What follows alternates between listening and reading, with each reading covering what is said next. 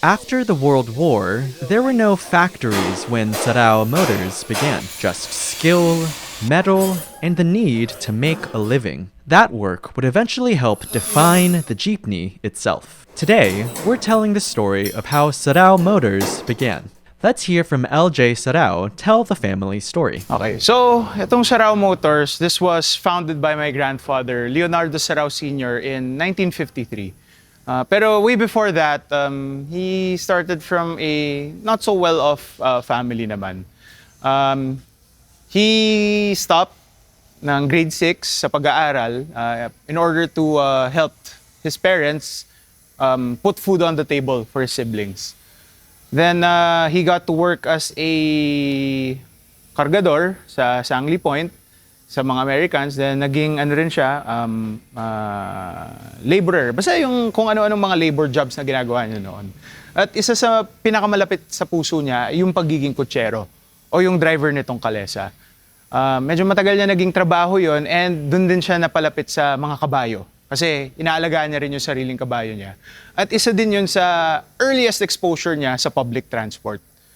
So, ayun, after niya sa pagkakalesa, nagtrabaho siya as a kargador doon sa Sangley Point. Tapos eventually, binomba yun ng mga Hapon, tinamaan siya ng shrapnel sa likod, akala ng mga tao patay na siya.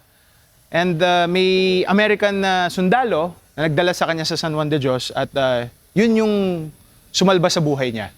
Hindi niya na nakilala yon kasi unconscious siya. Hindi na rin siya nakapagpasalamat doon sa Amerikano na yon. Basta pagkagising niya, nasa ospital na siya.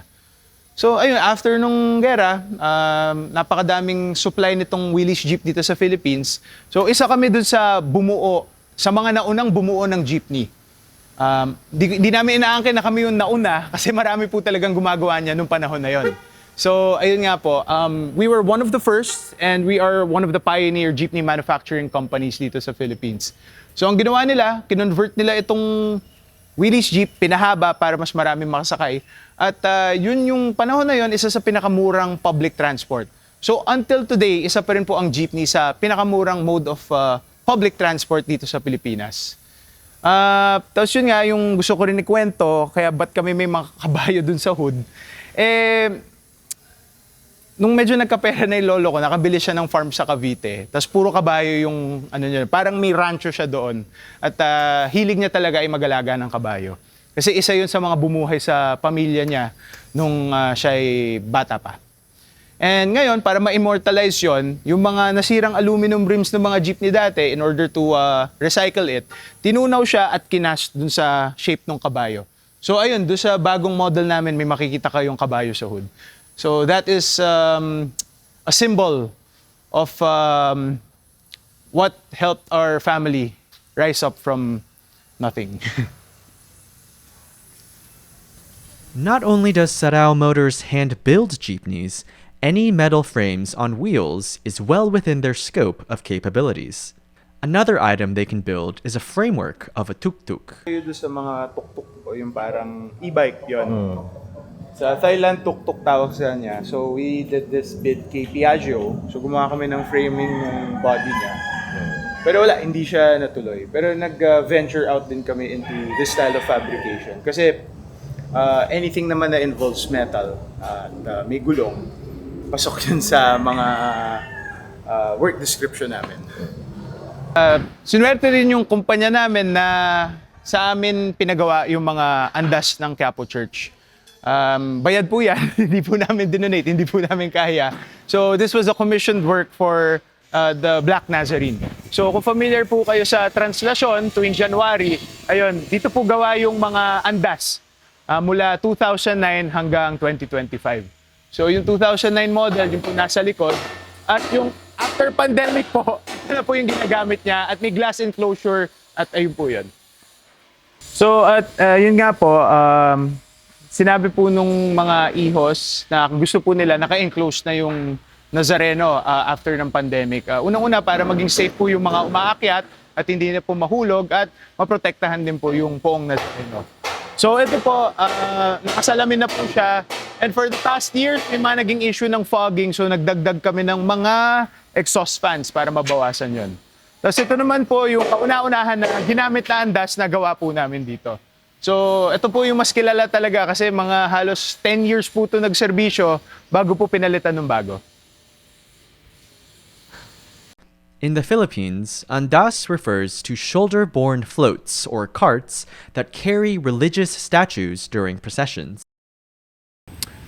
Well, it's not just my responsibility, no, but of also the other hundreds of other jeepney manufacturers natin dito.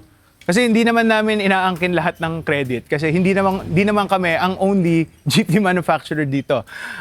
From Manila to Quezon City to Visayas to Mindanao, everywhere, may kanya-kanyang local manufacturers yan. At nagkataon lang dito sa Las Piñas, kami yung isa sa mga natira pa dito.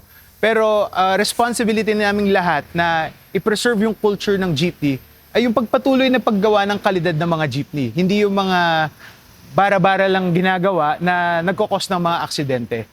So, ayun nga po, no, wala po, sa aking paningin, hindi mga competitors yung mga ibang local manufacturers. Kasi we're all on the same ground here in manufacturing jeepneys for our fellow countrymen. They can also replicate historical tranvías. Sa amin galing yon. Ang history kasi nito, dati sa Manila, may mga riles tayo doon na tinatawag na tramo. So ang mga tumatakbo noon ay yung mga trambiya. Kaso after nung gera, na-damage yung mga riles noon, hindi na siya naibalik. So in order to pay tribute, ito po, may gulong yan at nadadrive siya. So si Tramvia 1, na kay Intramuros, may dalawa kami na kay Mall of Asia, kulay red, then may isa kami kay Eastwood. Ito, naka-ready lang to. Supposedly nung pandemic gagamitin, kaya may individual cubicles siya.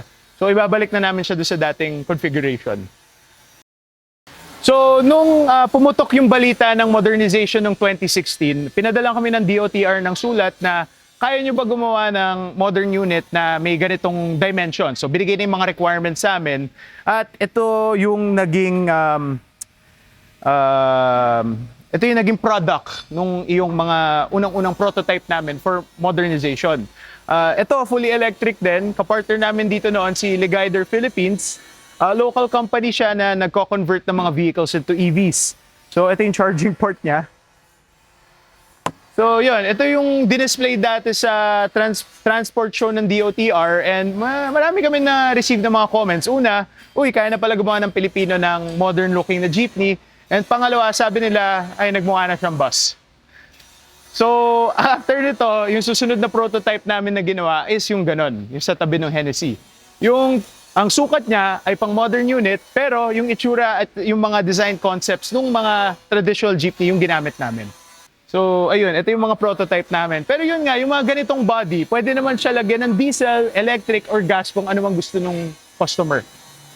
Kasi madali naman gawa ng mga mounting yan eh. Ang mahirap lang talaga is pag-procure kung anong makina yung gagamitin. Ay. Basically, yun na. If you have ridden a jeepney before, now you know the work that went into building the company that make the iconic Filipino public transportation.